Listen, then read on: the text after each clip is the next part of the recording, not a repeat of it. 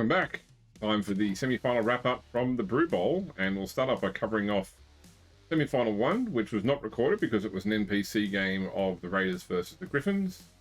So going into that match, that was a 3-1 victory to the Drakes.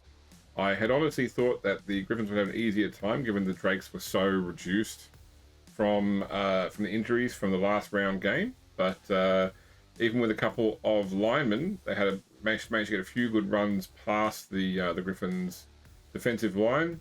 They scored early in turn 2.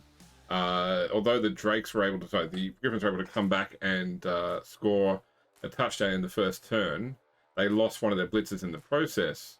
And then the Drakes were able to come back right at the end of the first half, score again, score a third time in the middle of the second half, and actually could have scored a fourth time at the end of the second half in the very last turn, although Fazieth, the war dancer, had to go for it into the end zone, tripped at the last moment, stunned himself, ending the game at a 3-1 victory for the, I don't know, I've got Raiders versus Griffins here. That should be Drakes versus Griffins. That's why I'm confused. Anyway, so the Drakes won. The Drakes will go through to the final against the Mountaineers, the Ogres, and the Griffins will go into the consolation playoff for third and fourth place with the Hammerers. So just to look at that in terms of the leaderboard, you can see here that Hammerers and Griffins are effectively out, although we'll play in the consolation final. So then the Drakes and the Mountaineers are going against each other. The Mountaineers will actually get more than a 300-point advantage because the Drakes are still missing one player. So they'll have to get a lineman worth 70k, bringing a total value of 770, and giving Lawson a 370-point or 370k petty cash for inducements. So looking at the teams, the Hammerers, Big Spoon went with strip ball, or went with a roll on Rain Lewison, which got him strip ball. But that can be quite good, obviously, because when you're frenzying, often you're pushing. That's a good chance to knock the ball free. Although he did lose one of his linemen to an injury during the game, so he will be one player down, back to only 8 for the consolation final against the Griffins. The Ogres also lost a player during the game, so Dodd Granite Teeth was injured and will miss next game. He is one of Lawson's skilled players, but dirty player, probably not as useful. And he also opted to give pass to Legler Longmark, so he is really going for something of a passing run punter. Given that run punters actually have a 4+ passing skill, it's not a bad idea to sort of double down on their passing ability. With accurate, it's now basically a 3+ with a reroll. So provided he's got someone that can catch the ball, he actually has quite an effective passing threat with the Ogre team there, going into the final against the Drakes. The Drakes themselves, so their final lineman, who had no skill, got a random agility and got sidestep, which can be very useful for him.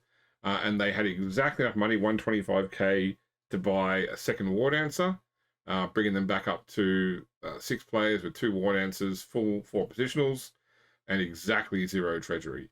So it's going to be hard for them to rebuild after this. Hopefully not hopefully for me, but they hope that they win the tournament, so they get the 100k winning bonus on top of the match fee for the actual final, which will give them a good amount of money then to rebuild their team with in the redraft. And finally, the Talabaclan Griffins, they lost their blitzer quite early on, Archibald Hecker, who is actually one of their decent blitzers. So they will miss that player for the next game, going into the final round with the Dwarves with only 8 players.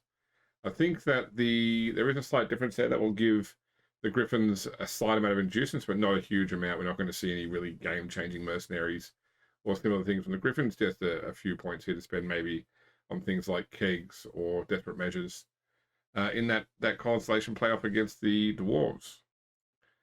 Looking at the leaderboards here for the players, not a lot of changes. There was an extra completion for Oswald Clipple. Midi scored her 11th touchdown, putting her well in front of other team members or other players.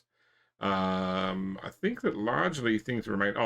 Legler has obviously moved up the ranks with both the MVP to give him the new skill, and he is far and above the most expensive player in the game. So he will take a fair chunk out of Lawson's fund if he decides to stay with Ogres and redrafts Legler into the new team in the second season. So I guess looking ahead, there are technically two games because there's also the Hammerers Griffins games, but I've just focused here on the Drakes versus Mountaineers Grand Final. This is actually a replay of round one. These two teams met in the first round. In that particular round, the Drakes went up 3-0 over the Mountaineers. With that being said, I think that was probably before Lawson really started to get his head around how the Ogre team plays. There were no mercenaries there. He just took a whole ton of desperate measures. So I think that, yeah, given Lawson's experience, given the team, given, I guess, the slight PC advantage in terms of what moves the PCs have from the RP system, I think that Lawson's in with a good chance here, but I'm not going to go easy on him. We're going to, play the Drakes to their full potential. And if they win, they win. If they don't, then we have a player victor in the first season of the Brew Bowl. And as hinted at in the show, it won't be the end of the show too, because there will be one more match to play, which has obviously been hinted at during the RP sessions at the start of each game recently, where there'll be probably either a single player on player or player on NPC match, or what looks most likely, if we can make schedules work, will be a Death Bowl match of 3 players on one NPC team, although it is technically every man for himself, and there is a benefit to each team trying to beat the others and win, but most importantly, they want to make sure they beat their NPC team and lock Nurgle out of influence of the Brew Bowl. So that's it. That is the semi-finals round. Obviously, there's one major game to go, one consolation game to go, and then we are onto our little storyline game and done with season 1. Looking forward to getting together for season 2. We've got some really exciting teams to reveal over time on Arthur's Discord, so please do check out the AP Game Reel Discord if you want to chat with the players, chat with myself, get previews of what's coming up in season 2. And overall, thank you for watching the show, and I hope that you continue to enjoy it.